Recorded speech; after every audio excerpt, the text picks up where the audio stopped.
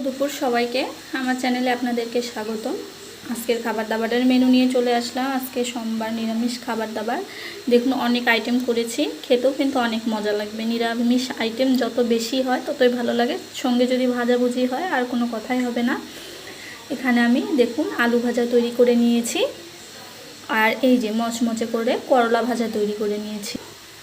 সাথে আছে দেখুন আলুর থুরুয়া, এই যে টমেটো, কাঁচামরিচ, পাঁচফোড়ন দিয়ে খুব একটা সহজ তরকারি, আর খেতে কিন্তু অনেক মজা হয়।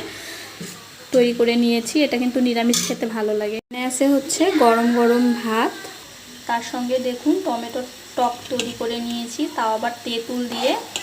টক থাকলে তো আর কি লাগে বলুন।